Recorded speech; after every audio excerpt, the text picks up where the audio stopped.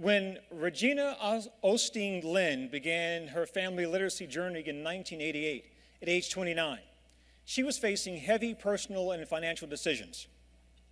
A simple pamphlet on her door inviting her to the Madison County, North Carolina Keenan Family Literacy Program put her and her 3-year-old son, RL, on a path that would take her entire family further than she ever expected. Transportation was provided to Regina and RL to the school with Regina's 3 older children, Mike, age 11, Misty, age 8, and Megan, age 6. The Madison County Keenan Family Literacy Program empowered Regina and helped her find her voice. Today, she maintains a blog and is writing a book. Regina's children are now grown, and she is so proud of them and her grandchildren. Regina can clearly see the generational impact of family literacy in their lives. Ladies and gentlemen, please welcome Regina Lynn to share her story. I started here, and because of the family literacy program, and because I got on the bus, and because I faced my fear and got an education, you guys start here, and your children will start here, and it just keeps improving, as I witnessed when I went to my grandchildren's graduation.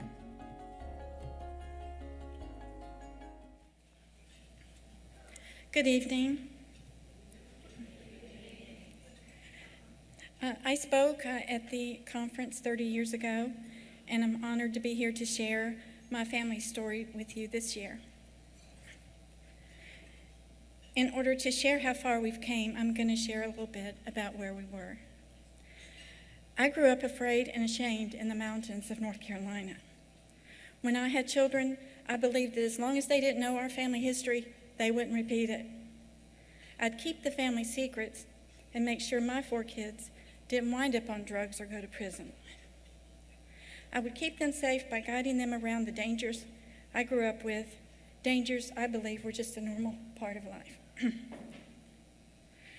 My 3 brothers and I navigated an environment of violence, alcohol and drug addiction, and poverty. My big brother died a violent drug-related death while on the run from prison. They found his body in the basement of an apartment building in Asheville. He'd fought his last fight on St. Patrick's Day, 1977. He was 21 years old.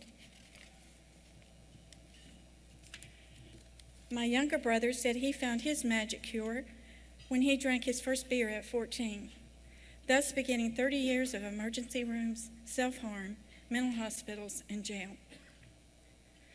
My youngest brother went to juvenile detention when he was 14. He's 50 now, and in those 36 years, from then till now, he's been on the outside the longest consecutive time is 23 months. That ended 6 weeks ago. He's back in jail in Buncombe County, North Carolina, awaiting federal transport. His son is also in prison. I don't remember when I learned to disappear, but it started in my feet. I'd curl my toes under until they hurt, and I imagined openings beneath them that I could pour my body through, and wait until the chaos passed. I'd hide in the nearest small place I could wiggle my toes in because I felt too ashamed to be seen or to occupy the space beneath my feet. By 17, I dropped out of school and married and had my first child, Mike, by 18. 2 years later, that relationship was over, and I met and fell in love with the answer to everything that was wrong in my life. He wasn't afraid of anything, and I was afraid of everything. Finally, I would never have to be afraid, never again. He had a problem with alcohol, but I could fix that. Over the next 10 years, we had 3 children together, Misty, Megan, and RL, who goes by Rocky now. They are with me this evening, along with Rocky's wife, Melanie. We lived and worked on various dairy farms in western North Carolina. When the abuse started, I counted it as the price to pay for love and protection. And I began the work of proving my love and being worthy of his. It was bad, but still so much better than the way I grew up. I thought I had some time before the kids got big enough to remember what was happening. Meanwhile, I acted as if nothing was wrong and worked to keep them in the background, much the way I maneuvered my own environment growing up. I wanted them to live small. Of course, I wanted them to dream, just not too big. Small dreams might survive. Being safe was what mattered. They knew when to go to their rooms or outside, and they knew to always, always stick together. 10 years passed, and they were getting minds of their own, asking questions, and our environment was getting more volatile. A few days before school started in 1988, I moved to public housing in Madison County. Their daddy was working for a cable company that kept him out of town much of the time. Meanwhile, Sharon Darling, the late William Friday, former president of the University of North Carolina, and the Keenan family of Chapel Hill got together to establish the Keenan Family Literacy Project and set up 7 sites, 4 in North Carolina and 3 in Kentucky. Madison County Schools, my home county, and AB Tech in Asheville provided resources and support. Well, Mildred Purrier Shelton, who was to become my best friend and mentor, was the project director of that Madison County program. And her co-workers, Pat Edwards and Allegra Elward, began traveling the county and leaving pamphlets indoors. I found the one they left in my door and I read, "Are you a parent, grandparent, or guardian of a 3 or 4-year-old? And do you want to learn to read or get your GED?" Well, on the way to my neighbor's house to use the phone, I was wondering, well, what does a 3 or 4-year-old have to do with it?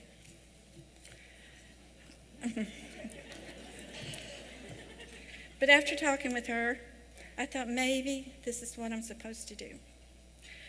Well, it didn't take long to talk myself out of it. What on earth would people think about me getting on the bus with little kids? Besides, their daddy would never go for it. Well, this is one-time opportunity knocked twice. Mildred, Pat, and Allegra returned to my apartment. I let them in and explained I had changed my mind. I watched their faces to see that they understood that I wasn't very bright, but they didn't seem to notice.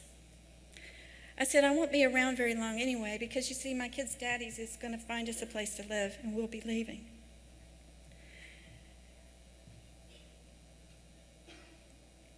That's when Mildred said, "Been there, done that." I had said that it was too late for me, that I'd probably forgotten everything I knew anyway. That's when she said that she had her GED and that she had went to college after her own children graduated. Most of all, she was very clear, it's never too late. A few days later, I did a hair and face check standing at the front door with my children. I can still hear Misty's giggles as we walk down the sidewalk.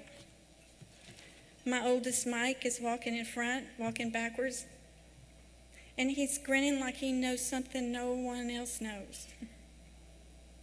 Megan and RL are pulling me along. The bus stops, cars line up in both directions. I pick RL up and lean my face into his coat, and he lays his head on mine. He's the reason I'm getting on that bus. We get on the bus with Mike, 11, Misty, 8, Megan, 6, and we began our journey to a life with hope in the same county that I had no hope. I began learning what I didn't know, what I might have learned as a child if I had grown up reading books and listening to stories. I met people who were different from me. I started to figure out that not knowing something doesn't mean I'm stupid. I learned I was my children's first teacher and just how important my example was to them. I learned that children are affected by their environment, whether they remember certain events or not. And I learned that freezing or disappearing in the face of fear doesn't work. Now, it wasn't easy, and it's definitely not easy to sum it up, but changing a way of life is hard. I sat on the bathroom floor at night while the kids slept and wondered what was wrong with me. I hated myself. I couldn't wrap my brain around the truth that no one person was coming to save me. They never had, and they never would. And my miserable little self on that floor had to be that person for my children, and I had no idea how. Eventually, I made progress, and by the end of the year, I had my GED and was making plans to separate from their abusive father for good. Most of all, my children had a mother who believed our lives could change for the better. A long time ago, someone meaning well asked me, "What did you dream of being when you grew up?" Another time I felt so stupid. I didn't really imagine or dream of growing up, and I don't know. Well, I can say now I have children and grandchildren that dream. My oldest son, Mike, ran away when he was 15. I was taking social work classes at the time, so I had a plan, and I had been in the Kingdom Family Program after all. So I obtained the runaway petition. I knew it would take him in front of a judge, a type of surrogate father, someone who would say, "Son, you're headed down the wrong road." I wanted him to experience a consequence after seeing the path my brothers took and our mom bailing them out and blaming the justice system. Now, there has to be a balance. It's not all the justice system, and it wasn't all my brothers.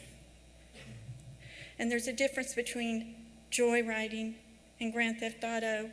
Sometimes it just depends on who you are. I was about to throw him to the wolves, but I meant he was going to face someone with authority and have respect for them. Well, they picked him up and said they were bringing him home, and I said, "Don't bring him here. Take him to juvenile." Well, the next day I met him at the jail. I pulled in, and they were getting him out of the back of the sheriff's car in handcuffs and shackles. Now, I thought that's a little bit much, but okay. But he was a humble puppy, and he was so glad to see his mama. By the way, he said he hadn't run away. He was camping, down in the woods ways. But anyway, I could fill a notebook about this experience, but here's what he said. This was a defining moment in his life, and he uses this story when he teaches managers and assistant managers as a store director for Lowe's Foods, and also when he counsels shoplifters, especially the young ones. For me, this is so huge. It's just like one of the many benefits. Coming from a family of felons, we were on target to overcome family history.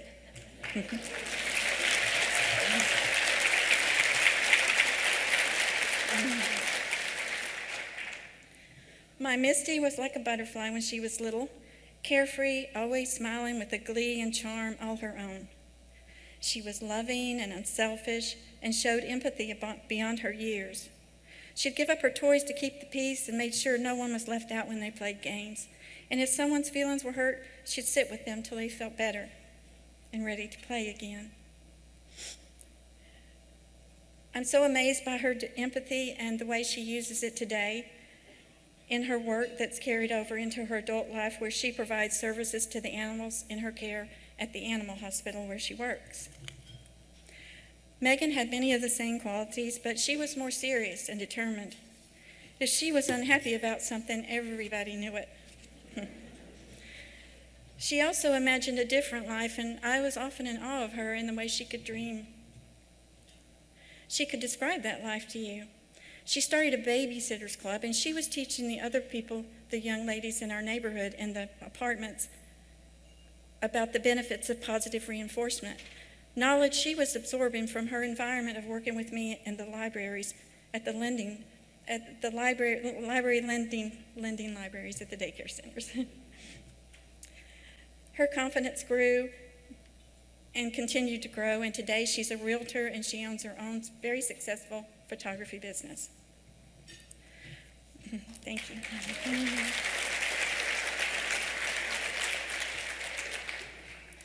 My youngest, Rocky, who was in the program with me, is a licensed general contractor. He started building 31 years ago in the block area of Mrs. Shelton's early childhood classroom.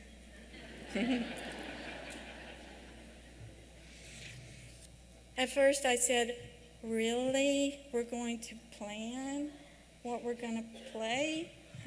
I know what he's going to do. And we planned, and it was a long time before I saw the benefit. And needless to say, he's much better at planning today than I am. But today he builds new homes. And he does this because he learned to plan, follow through, and review. He uses these skills in his work today. He believes he can because a teacher believed in him. Mildred Shelton said, "Yes, you can." Emphatic again. And time again, he experienced the success of following through and seeing results. It's no wonder his company's motto is, "It can be done." He and his wife, Melanie, have 2 children. They're very active in the school. Melanie is vice president of the PTA, and they both volunteer. Because of Mildred, Pat, and Allegra, I too experienced the rewards of following through and seeing positive results. I earned a perfect score on the literature and arts section of the GED.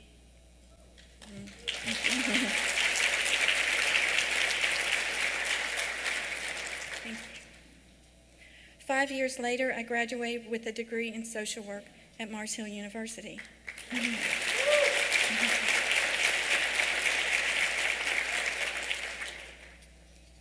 I learned that the early years stick with you in environments like the one I grew up in and the one in which I was raising my own children.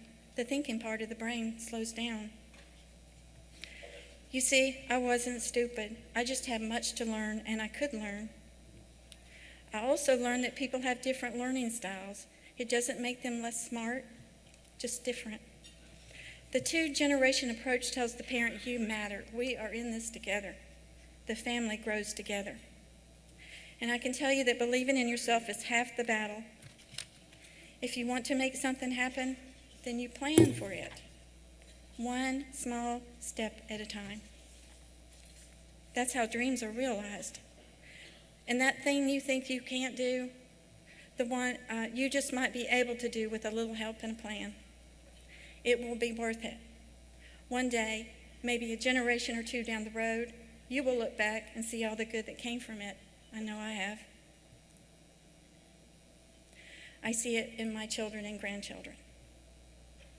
Now, I spoke at the first conference here in Louisville. When I stood up to walk to the podium, people all around the room started standing up before I even spoke a word. I thought to myself, they don't even know me. What is happening? When I looked up from the podium and I could see all those faces and people applauding and standing up and looking in my direction, I froze for a moment. I turned my back to the podium and put my face in my hands, and I felt the familiar feeling and need to not be seen. Then, from Mildred, from Sharon, from everyone in the room, I heard, yes, you can. And I turned around.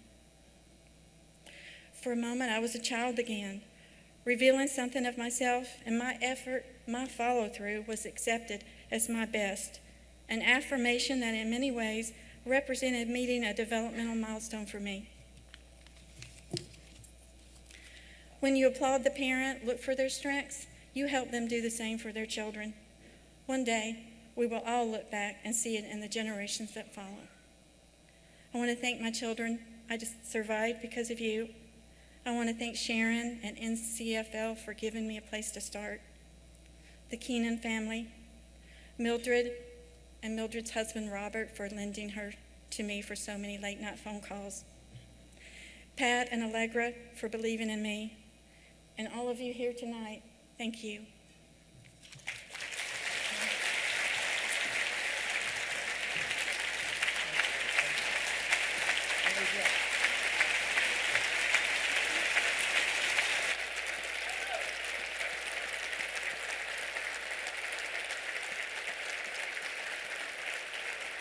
Where's your family?